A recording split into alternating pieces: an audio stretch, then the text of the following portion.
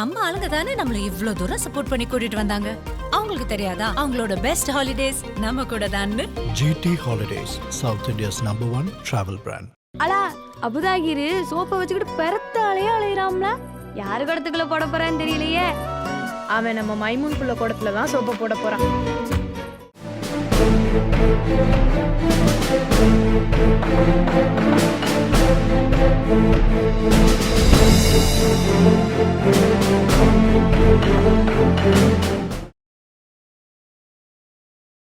Welcome to cinema this week. வணக்கம் sir. வணக்கம் sir, Ashwath Marimuthu டைரக்ஷனில் சிம்பு படம் பண்ண போகிறது வந்து தள்ளி போயிட்டுருக்கு அப்படின்னு சோஷியல் மீடியாவில் தப்பான தகவல் பரவிட்டு இருக்கு.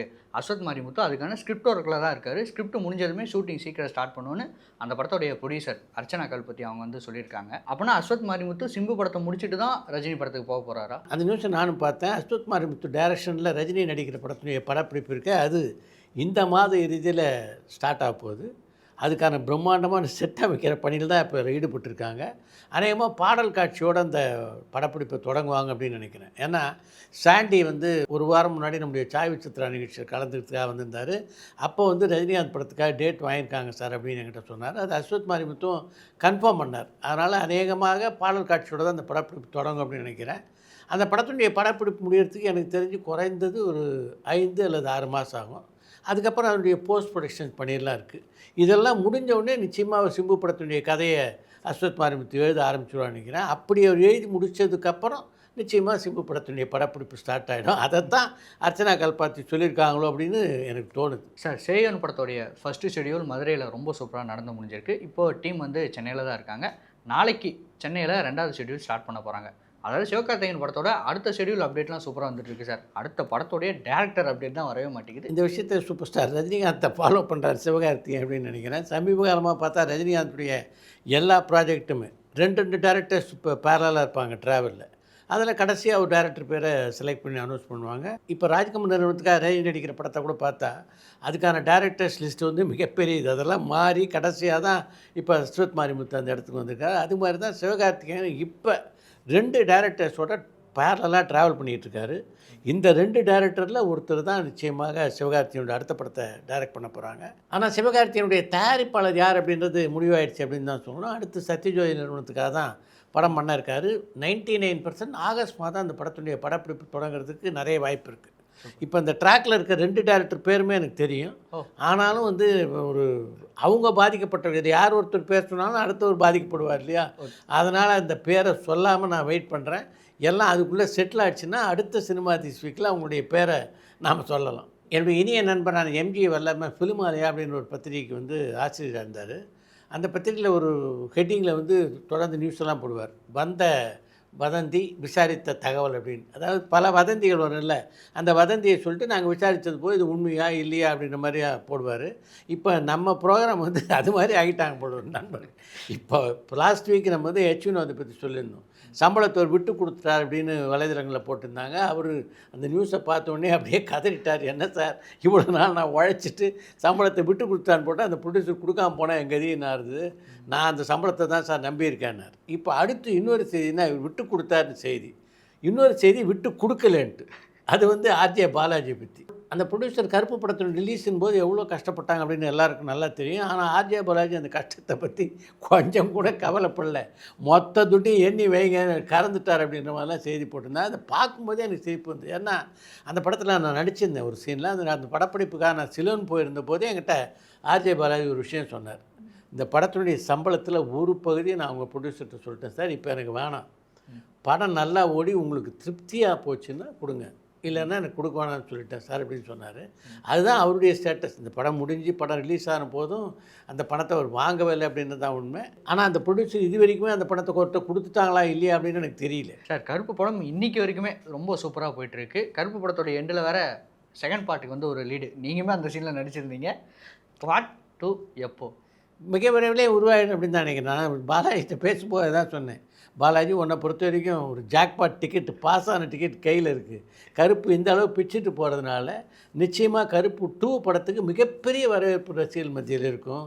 அதனால் எப்போ நீ நினச்சினாலும் அந்த படம் டேக் ஆஃப் ஆகிடும் அப்படின்னு சொன்னேன். இப்போ வந்து சூர்யா தொடர்ந்து ஒரு 3-4 படம் நடிச்சிட்டு இருக்கிறதுனால அதெல்லாம் முடிச்சுட்டு தான் அந்த படத்தை ஆரம்பிப்பாங்கன்னு நினைக்கிறேன். இதுக்கு நடுவில் உடனடியாக வந்து சூர்யாவோட ஒரு படம் மட்டும் அடுத்து சூர்யாவோடவே ஆர்ஜே பாலாஜி படம் பண்ணாலும் சரியாக இருக்காது.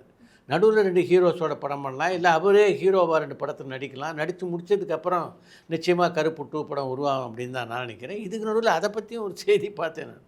அவருக்கும் இந்த ப்ரொடியூசருக்கும் வந்து 7ஆம் பொருத்தம். அவர் அங்கே நின்றா அவர் இங்கே நிற்கிறார். அதனால் கருப்பு 2 உருவாவதுக்கு எந்த வாய்ப்புமே இல்லை அப்படின்னு செய்திகள் வந்துட்டுருக்கு. ஒரு படத்தினுடைய வெற்றி எல்லா கருத்து வேறுபாடுகளையும் கலைஞ்சிடும் அப்படின்றது தான் உண்மையான விஷயம். இவ்வளோ பெரிய வெற்றிக்கு அப்புறம் அந்த தயாரிப்பாளருக்கும் டேரக்டருக்கும் இடையே கருத்து வேறுபாடு இருக்க வாய்ப்பு இருக்கா? கண்டிப்பாக இந்த சக்ஸஸ்க்கு அப்புறம் இந்த ப்ரொடியூசர்ஸ் 2 பேருமே வந்து ஆர்ஜே பாலாஜி வீட்டுக்கு போய் கேக்கோட ஸ்வீட்டோட ஒரு கொடுத்து பாராட்டி எல்லாம் வந்திருக்காங்க. அதனால் கருப்பு படத்தினுடைய பார்ட் 2 ஆரம்பித்தாங்கன்னா நிச்சயமாக 2 பேருக்குமே வின் ஃபார்முலா தானே அது. ஆர்ஜே பாலாஜிக்கும் மிகப்பெரிய சம்பளம் நிச்சயமாக அந்த படத்தில் கொடுப்பாங்க. இந்த படத்தில் என்ன சம்பளம் வாங்கினாரோ அதை விட கூடுதலான சம்பளம் தான் அதில் வாங்க போகிறாரு. ஏற்கனவே இந்த படம் பெரிய ஜாக்பாட்டாக எல்லாருக்கும் அமைஞ்சிருக்கிறதுனால இந்த படத்துக்கான விலையும் பார்த்திங்கன்னா இப்போ இந்த படத்தை என்ன விலைக்கு விற்றாங்களோ அதோட கூடுதல் விலைக்கு தான் இவங்க விற்கிறதுக்கான வாய்ப்பு இருக்குது. அதனால் நிச்சயமாக கருப்பு 2 திரைப்படம் உருவாகும். எப்போ அப்படின்றதா கொஸ்டின். சார் சோஷியல் மீடியாவில் நிறைய வதந்திகள் வந்துட்டுருக்கு நீங்கள் சொன்னீங்க இல்லையா? நான் கூட இப்போ ரீசெண்டாக ஒன்று படித்தேன் சார், எனக்கு டக்குன்னு அதான் ஞாபகம் வருது. அரசன் படத்துடைய ஷூட்டிங் வந்து போயிட்டுருக்கு. ஸோ இப்போ பார்த்தீங்கன்னா ஷூட்டிங்கில் வந்து தனுஷ் சாரும் சிம்பு சாரும் 2 பேரும் மோதிர காட்சி தான் ஷூட் பண்ணிகிட்ருக்காரு வெற்றிமாறன் அப்படிங்கிற மாதிரி நான் படித்தேன். எனக்கு சிரிப்பு தான் சார் வந்தது. இல்லை, அந்த நியூஸை பார்த்து எல்லாருக்கும் சிரிப்பு வரதான் வரும். ஏன்னா இதை பற்றி யாரும் பேசவே இல்லைன்னா பரவாயில்ல. தனுஷ் ஒரு மேடையிலேயே தெளிவாக இதை பற்றி பேசினார். வெற்றிமாறன் வந்து சிம்புவோட இந்த படத்தில் நடிக்கணும் அப்படின்னு கேட்டார். நான் வந்து கொஞ்சம் பெருந்தன்மையானவன் தான், ஆனால் அந்த அளவுக்கு பெருந்தன்மையானவன் இல்லைன்னா என்ன அர்த்தம்? அந்த படத்தில் என்னால் நடிக்க முடியாது அப்படின்னு தான் அர்த்தம். அதை தெளிவாக அந்த மேடையிலேயே உடச்சி சொல்லிட்டாரு தனுஷ். அதுக்கப்புறமும் இது மாதிரி செய்திகள் வர்றது அப்படின்றது நிஜமாகவே எனக்கு ஆச்சரியமாக தான் இருந்தது. இந்த இடத்துல இன்னொரு முக்கியமான விஷயத்தை பதிவு பண்ணோம் அப்படின்னு நினைக்கிறேன். நாம் அந்த படங்களுடைய வசூலை பற்றி சொல்லும்போதெல்லாம் எதை அடிப்படையாக வச்சு சொல்கிறோன்னா உடனே நம்ம புக் மை ஷோ போய் பார்ப்போம். புக் மை ஷோ பார்த்தோம்னா அங்கே க்ரீனாக இருந்ததா, சரி அந்த படத்துக்கு யாரும் கூட்டமே வரல போல் தெரியுதுன்ட்டு நானும் தேடி பார்த்தேன். சார் இந்த படம் ஒரு பெரிய வெற்றி படம் அமையத்துக்கு வாய்ப்பு இல்லை, இந்த படம் வந்து வசூலே இல்லை அப்படின்னு எல்லாரும் சொல்ல ஆரம்பிச்சிடுவாங்க. ஆமாம், இது வந்து எல்லா தயாரிப்பாளர்களுக்கும் படத்துடைய கதாநாயகர்களுக்கும் தெரியுமா தெரியாதா? தெரியும். அதனால் இப்போ என்ன நடக்க ஆரம்பிச்சிருக்கு சினிமா உலகத்தில்னா, மிகப்பெரிய நட்சத்திரம் நடிக்கின்ற படங்கள், ஒரு 40-50 கோடி ரூபா செலவில் உருவாகிற படங்கள் இருக்குல்ல, இந்த படங்கள் எல்லாரும் இப்போ என்ன பண்ணுறாங்கன்னா ஒரு 2 கோடி ரூபாய் முதல் நாள் ஷோக்காக எடுத்து ஒதுக்க ஆரம்பிச்சிட்டாங்களாம். ஏறக்குறைய முதல் 2-3 நாளுக்கு டிக்கெட்டை வாங்கிடுறது. வாங்கிட்டு தேட்டரில் பார்த்தீங்கன்னா இந்த பச்சை இருக்குல்ல, பச்சை போய் எல்லோ ஆகிடும். நாமளே அதானே பார்க்குறோம். எல்லோ ஆனோடனே பரவாயில்ல சார், இந்த தேட்டரில் நல்ல வரவேற்பு இருக்குது, நிறைய பேர் டிக்கெட் வாங்கியிருக்காங்க, அதனால் இந்த படத்துக்கு வந்து மக்கள் ஆதரவு பெருசாக இருக்கும் போல் இருக்குது அப்படின்னு. இப்போ இதை பார்த்து இது ஒரு நிறுவனமே இயங்கிக்கிட்டு இருக்கு அப்படின்னு ஒரு தகவலை நண்பர் சொன்னார். அந்த நிறுவனம் என்னென்னா ஒரு 2.5 crores வாங்கிடுறாங்களாம்.